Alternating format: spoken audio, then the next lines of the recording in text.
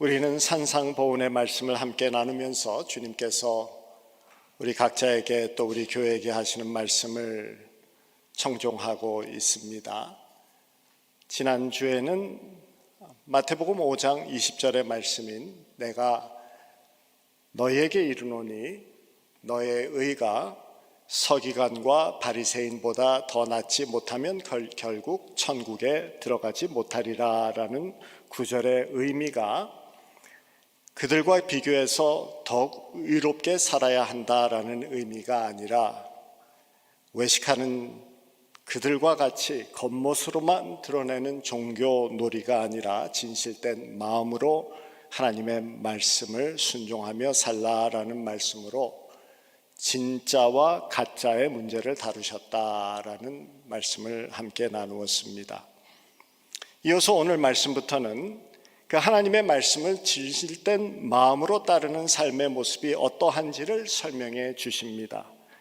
그리고 설명을 위해서 그 당시의 사람들이 많이 들었고 상당히 익숙했던 6가지의 율법의 내용을 하나씩 예로 들으면서 말씀하십니다.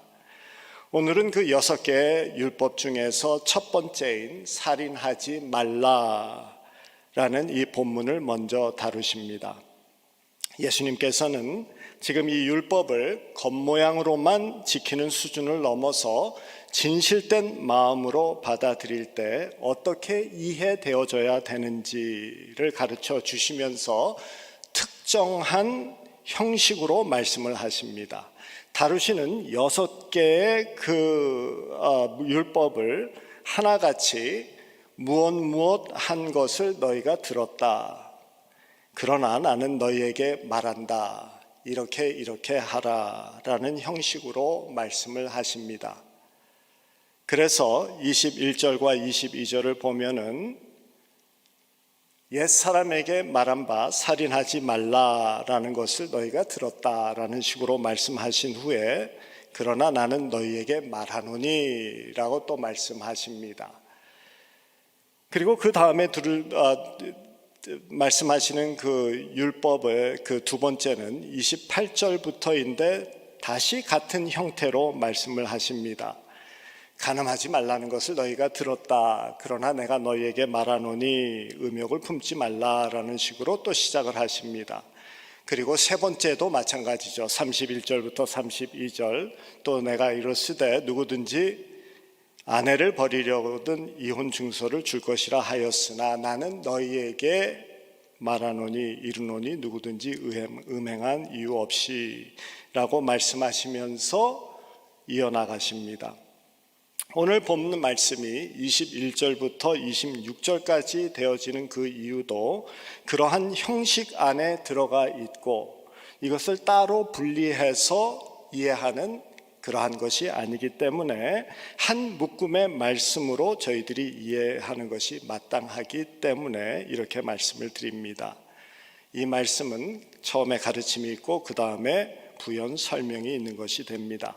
우선 21절과 22절의 말씀을 보면은 옛사람에게 말한 바 살인하지 말라 누구든지 살인하면 심판을 받게 되리라 하였다 하는 것을 너희가 들었으나 나는 너희에게 이르노니 형제에게 노하는 자마다 심판을 받고 형제를 대하여 라가라 하는 자는 공회에 잡혀가게 되고 미련한 놈이라고 하는 자는 지옥불에 들어가게 되리라.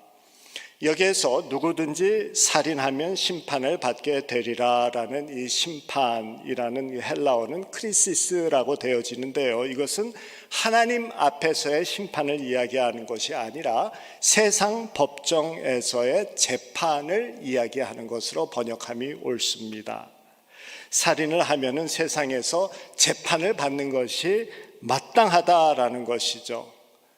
그래서 재판이 두려워가지고는 말하자면 형벌이 두려워서 살인을 하지 말아야지 하는 생각을 갖는 수준이 아니라 그것을 넘어서서 더 근본적으로 하나님의 마음을 알고 하나님의 마음을 따라서 살라라는 것을 가르치시려고 그 다음 말씀으로 이어가십니다.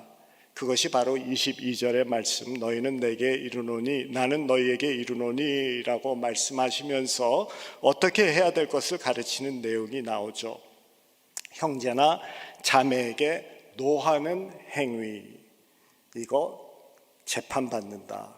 더 나아가서 형제나 자매에게 라가라고 욕하는 자, 이것은 바보 그런 뜻이 되어지는데요. 그것도 살인이라는 끔찍한 행위와 동일하게 재판을 받을 것이다 라고 말씀을 하시네요.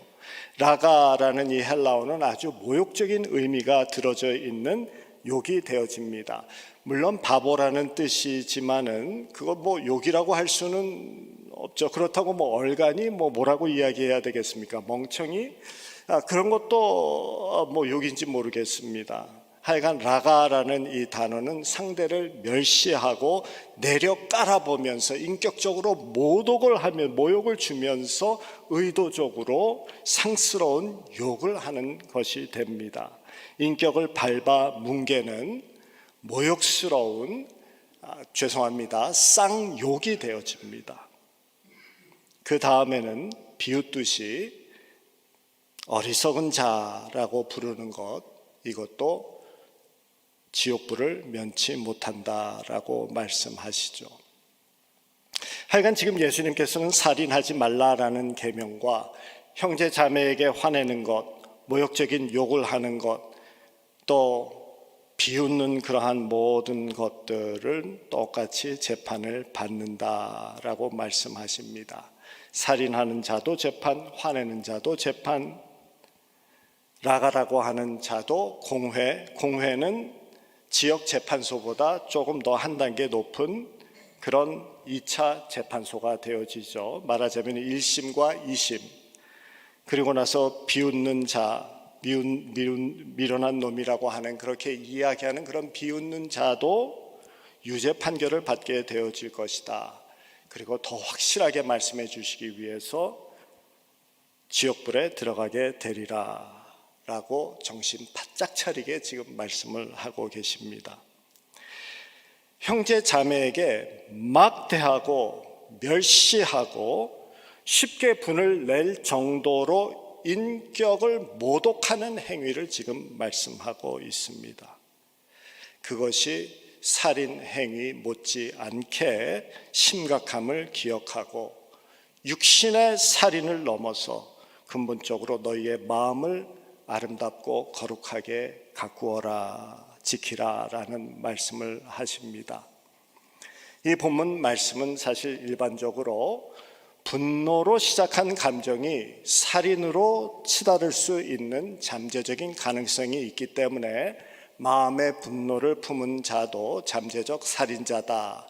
그러니 마음의 분노를 품지 말라라는 설교 말씀을 저나 여러분이나 많이 들어봤던, 그러나 사실 개운치 않은 부분이 있는 그런 해석이었습니다. 분노한 사람이 다 잠재적인 살인자인가요? 도리어 반대로 아무리 화가 나도 살인까지 생각하는 경우는 거의 없습니다. 그래서 마음의 분노를 잠재적 가능성 때문에 살인과 동일하게 심판을 받는다라고 해석하는 것은 뭔가 석연치 않습니다. 그리고 분노라는 감정이 치켜 올라와도 마음을 지켜서 지혜롭게 해결을 하고 그리고 또 참고 견디고 인내하면은 도리어 하나님께 칭찬을 받는 경우가 되는 것이죠. 분노하면은 살인과 같다라는 이 공식에 동의하기가 쉽지 않습니다. 그래서 이 말씀은 살인이라는 행위가 세상에서 마땅히 재판을 받는 것과 같이 형제 자매를 막 대하고 쉽게 분을 낼 정도로 멸시하는 그런 마음 자세를 가지고 대하는 행위, 하나님께서 그냥 넘어가지 아니하신다. 반드시 질책하실 것이다 라는 것을 기억하라라는 말씀입니다. 살인 행위를 피하는 수준이 아니라 대하는 모든 사람에게 그들의 인격을 진심으로 존중하는 자세를 가지고 나아가라라는 말씀으로 이해함이 옳겠습니다. 그리고 25절에서 살인이 아니라도 상대방의 인격을 존중치 않는 마음이 죄가 됨에 대해서, 그래서 심판을 받아야 됨을 대해서 다시 한번 적절한 예를 제시해 주십니다. 그 25절에 너를 고발하는 자와 함께 길에 있을 때 급히 사화하라. 그 고발하는 자가 너를 재판장에게 내어주고 재판관이 옥리에게 내어주어 옥에 가둘까 염려하라. 26절에서 보면은 진실로 내게 이르노니 내가 한 푼이라도 남김없이 다 갚기 전에 결코 거기서 나오지 못하리라. 물론 빚이 있으면은 갚아야 하는 것이 마땅합니다. 그러나 이 말씀은 믿는 자의 경제 활동에 대한 지침을 가르치기 위함이 아닙니다. 이 말씀 25절과 26절은 첫 번째 율법의 예를 들으면서 하시는 말씀과 묶어서 포함되어져 있는 말씀이죠. 그렇기 때문에 사채를 빌렸거나 빚진 사람에게 빚을 갚지 않는다면은 재판장에게 고발을 당하게 될 것이고, 그런 이유로 고발을 당하면은 재판장은 옥에 집어넣을 것이 너무나도 확실하다라고 말씀을 하십니다. 그러면서 그와 같이 하나님의 형상을 가진 내 형제 자매를 막 대하고 그들에게 막말하고 화내면서 인격적으로 그들을 무시한다면 하나님 앞에 질책을 받게 될 것이 확실함을 이 사채업자의 예를 들어서 설명을 하고 있습니다. 23절과 24절도 그런 부연 설명이 됩니다. 그러므로 내가 예배를 제단에 드리려다가 거기서 내 형제에게 원망 들을 만한 일이 있은 것이 생각나거든 예물을 제단 앞에 두고 먼저 가서 형제와 화목하고 그 후에 와서 예배를 드리라. 그렇지 않으면 화해함이 없이 드리는 예물은 하나님이 받지 아니하신다라는 말이 암시적으로 되어져 있죠. 글로 쓰여 있지는 않지만은 쉽게 볼 수 있습니다. 즉 하나님의 형상을 가진 형제 자매를 인격적으로 무시하고 모욕하고 멸시했기 때문에 그들의 마음에 원망이 생긴 경우, 그런 경우는 하나님이 예배를 거부하실 만큼 심각하다라는 말씀을 지금 하고 계십니다. 그러니까 예배 드리는 것도 중요하지만은 그들의 인격의 파손이 되어진 것, 그거 너희들 책임지고 빨리 정리하고 하나님 앞에 나와야 된다. 육신의 살인하지 않는 것으로 만족할 것이 아니라 인격의 살인도 하지 말라라고 말씀을 해 주십니다.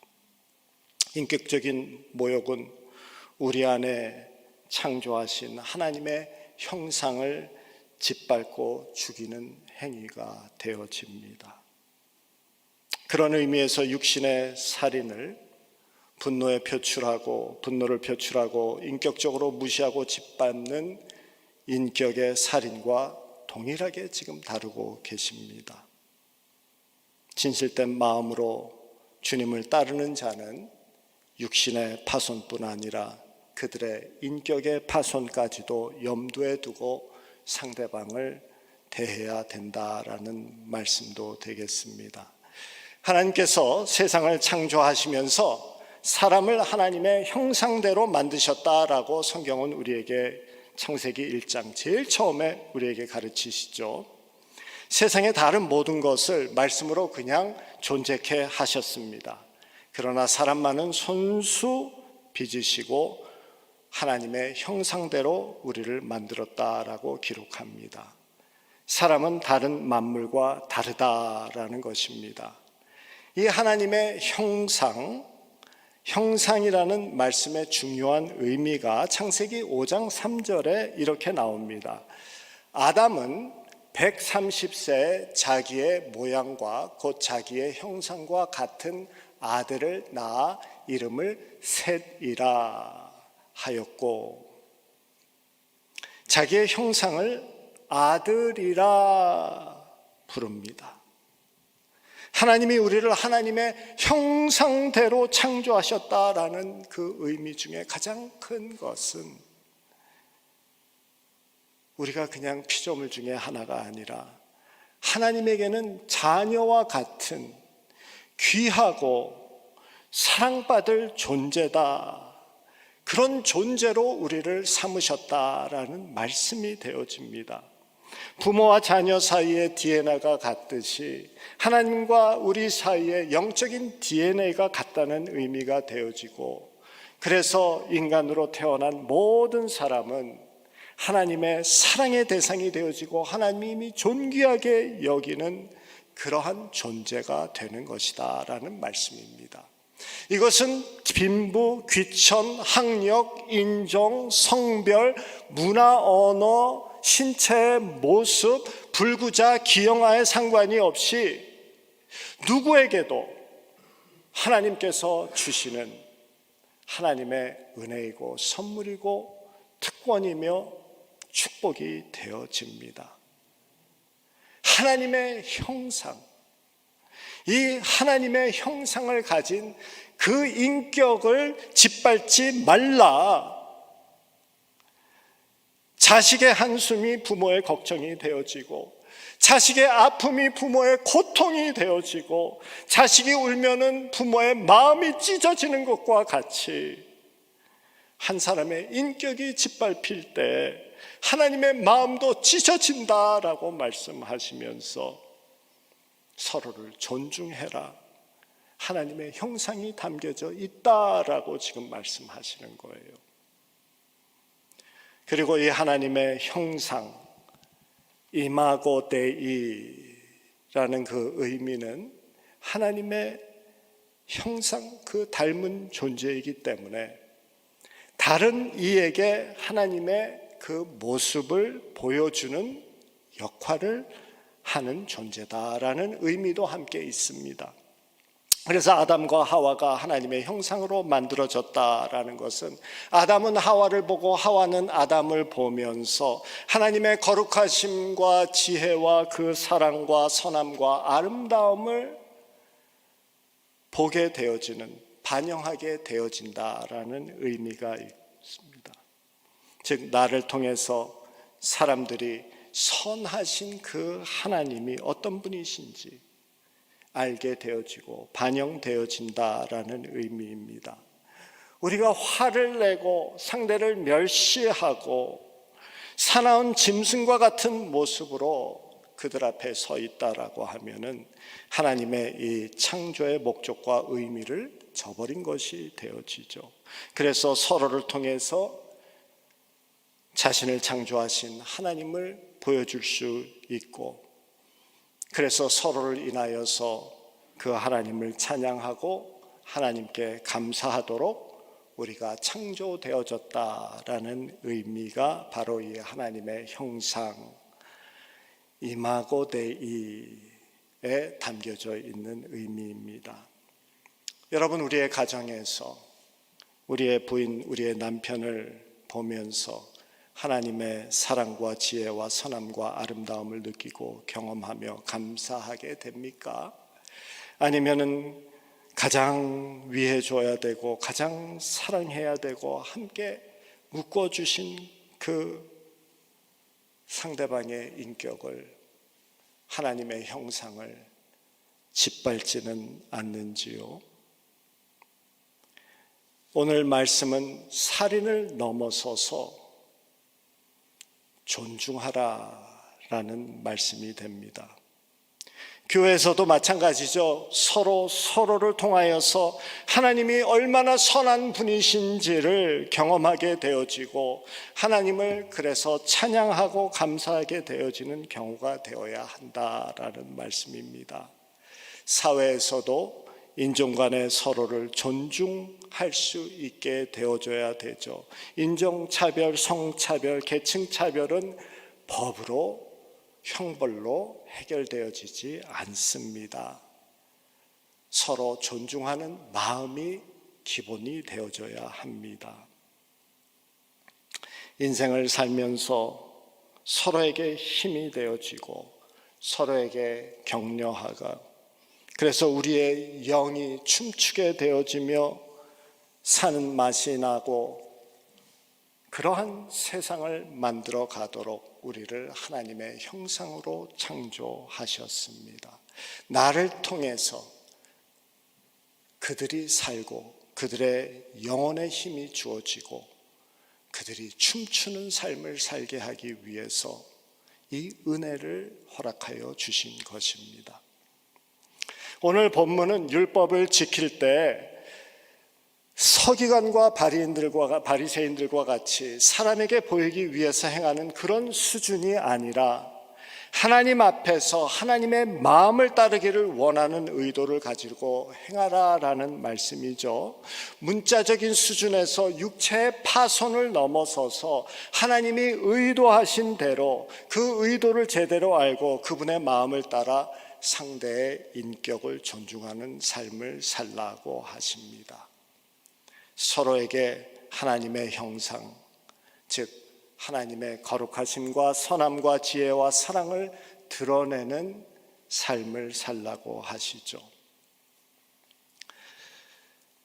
마지막으로 누가복음 6장 43절부터 45절의 말씀을 잠시 살펴보고 마치도록 하겠습니다. 43절부터 이렇게 쓰여 있습니다. 못된 열매 맺는 좋은 나무가 없고 또한 좋은 열매 맺는 못된 나무가 없느니라. 나무는 각각 그 열매로 아나니 가시나무에서 무화과를 또한 찔레에서 포도를 따지 못하느니라. 선한 사람은 마음에 싸는 선으로 선을 내고 악한 자는 그 쌓은 악에서 악을 내나니 이는 마음에 가득한 것을 입으로 말함이니라. 이 말씀은 하나님을 주님으로 모시고 사는 믿음과 그 사람의 행위 관계를 잘 드러내는 구절이 됩니다. 좋은 사과는 좋고 든든한 사과 나무에서 열릴 것이다 라고 말합니다. 돌보지 않아서 빼짝 마른 사과 나무는 절대로 좋은 사과를 맺을 수 없다라고 하시죠. 그래서 좋은 사과를 원한다면은 좋은 사과 나무를 가꾸어야 한다라는 말씀이 됩니다. 마찬가지로 삶에서 좋은 열매를 맺으려면은 우리의 존재가 잘 가꾸어져야 된다라는 말씀을 하고 계십니다. 산상수훈의 제일 처음에 우리가 말씀에서 몇 주 전에 너희는 소금으로 살라 라고 말씀하지 아니하시고 너희는 소금이다 라고 말씀하십니다. 너희는 빛으로 살라라고 말씀하지 아니하시고 너희는 빛이다 라고 말씀을 해주셨습니다. 왜냐하면 소금이 되면 소금 맛이 나고 빛이 되면 빛을 비치기 때문입니다. 존재가 소금이고 존재가 빛일 때 당연히 그 모습을 드러낸다라는 말씀입니다. 우리의 신앙은 행위의 문제가 아니라 존재의 문제다라고 우리에게 가르쳐 주십니다. 좋은 나무가 되면 좋은 열매를 맺을 수 있게 되는 것이죠. 그래서 오늘 말씀에서도 아무리 율법을 지키며 살고 사람 앞에서 흠이 없는 듯 해도 진실된 마음으로 따르지 않으면은 그것은 종교놀이 믿음이 아니다라고 하시는 말씀의 연속선이 되어집니다. 그리고 그런 종교놀이, 보는 사람 눈앞에서만 선한 척, 순종하는 척하는 신앙생활은 의미가 없고 결국에는 구원도 없다라고 말씀해 주십니다. 그래서 심판을 받고 지옥불에 들어가리라라고 하시죠. 겉으로만 나불나불하는 자는 구원이 없다라고 하십니다. 예수님을 입으로 구주로 고백하는데도 구원이 없습니까? 또 질문하시겠죠. 당연할 것입니다. 우리가 배운 게 그거니까요. 무조건 믿음이면은 다 구원받는다라고 배웠으니까요. 그런데 예수님께서 이 산상수훈 마태복음 7장 마지막에 산상수훈의 전체 결론을 이렇게 우리에게 가르쳐 주세요. 7장 21절에 예수님이 말씀하십니다. 지난주에도 나눈 말씀이죠. 나더러 주여 주여 하는 자마다 다 천국에 들어갈 것이 아니요 다만 하늘에 계신 내 아버지의 뜻대로 행하는 자라야 들어가리라. 이 말씀 오해하지 마시기 바랍니다. 이 말씀은 행위를 통해서 구원을 받는다라는 행위 구원론을 가르치는 말씀이 아닙니다. 처음에 시작되기를 주여 주여 하는 자라고 했습니다. 그래서 주님을 영접했습니다. 주님을 영접하고 입으로 주여 주여 하고 부르는 그 믿음이 진실됨은 그 다음에 삶의 행위로서 증명되어져야 한다라는 말씀을 하시는 거예요. 좋은 나무는 좋은 열매로 증명되어져야 하고 선한 행위는 선한 존재에서 시작되어져야 된다고 말씀하십니다. 오늘 우리에게도 그 말씀을 해주세요. 사람을 육신으로 죽이지 않는 것으로 이 계명을 옳게 지켰다라고 볼 수 없다라고 하십니다. 자기 형제 자매를 무시하고 성내고 그들을 보고 욕지거리하면서 그들의 인격을 짓밟는다라고 하면은 인격 살인자다. 예수 믿는 자들은 육신의 파괴를 신경 쓰는 수준을 넘어서서 서로의 인격을 존중하는 삶을 추구해야 된다. 사실 우리는 어떤 사람을 보고 화를 내고 무시하고 모욕할 때가 없지 않습니다. 그 사람의 행태를 보면은 정말 그런 대접 받는 것이 당연합니다. 그래서 너는 그런 대접을 받아도 할 말 없고 마땅하다라고 생각하며 합리화하고 그리고 계속 그렇게 합니다. 그런데 그런 편견을 가지고 판단해 버리고 그런 편견을 지속적으로 정당화하는 것을 인종차별, 성차별, 인간차별, 인격 모독이라고 말씀하십니다. 존중함이 없습니다. 예수님은 살인하지 말라라는 계명을 제대로 지키기 위해서는 우리 속에 상대방을 향한 존중심을 가져야 된다라고 우리에게 가르치고 계십니다. 그리고 내가 하나님의 형상됨을 그런 사람에게까지도 드러내는 삶을 살아야 된다라고 말씀하십니다. 끝까지 품어야 된다라고 하시죠. 어떤 사람에게 대해서 이런저런 판단을 잘 내리고 남의 허물을 잘 지적하는 사람은 더 똑똑할 수는 있지만은 더 도덕적이거나 더 거룩한 사람은 아닐 수도 있습니다. 말하자면 하나님 앞에서 인정받지 못한다라는 말씀입니다.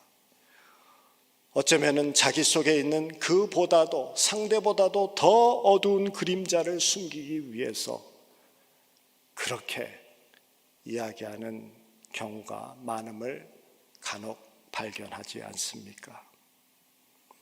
내 존재가 먼저 치유되어져야 선한 열매를 맺습니다. 그래서 누구에게나 예수 그리스도의 십자가가 필요한 것입니다. 오늘 말씀은 우리에게 큰 가르침을 주십니다. 두 가지죠. 첫 번째 가르침은 직접적으로 우리에게 가르치십니다. 육신을 살해하지 말라는 수준을 넘어서서 인격을 살해하지 말라라는 가르침이 됩니다. 우리 모두에게 큰 도전이 되는 말씀입니다. 율법은 겉으로만 지키는 수준이 아니라 그 의미를 지켜야 한다라고 하시면서 육체의 파손뿐 아니라 인격의 파손도 조심하라. 그리고 두 번째 가르침은 간접적인 말씀이 됩니다. 하나님의 형상, 이마고 데이, 이마고 데이를 드러내어 주위 사람들이 하나님의 거룩함, 지혜, 사랑, 선함, 그분의 아름다움을 반영하면서 너를 통해서 하나님을 볼 수 있도록 하라. 그러기 위해서는 존중이 첫 번째다. 존중이 기본이다. 라고 말씀하십니다. 그러면서 오늘 말씀을 보면은 우리 안에서 발견되어지는 분냄과 욕설과 비웃음으로 인하여서 하나님이 개탄하시는 듯한 그 음성을 듣습니다. 이 말씀을 준비하면서 저 자신 또한 다시 주님 앞에 무릎 꿇게 만드십니다. 예수님의 성품을 더욱 닮아가야 되는데 주님께 기도합니다. 우리 모두 주님의 주신 이 말씀 앞에 정말 무릎 꿇고 우리 자신을 깊이 바라보며 서로를 존중하고, 특별히 가정에서 자녀들도 상대방을, 우리 부부간에 또 교회에서 서로를 진심으로 존중하는 그러한 공동체, 그리고 지금 사회에서 있는 이러한 인종차별 문제, 우리 믿는 자들이 먼저 상대방을 차별 없이 존중하는 자세를 보여서 하나님의 성품을 반영하는 저희들 되어지기를 주님의 이름으로 축원합니다.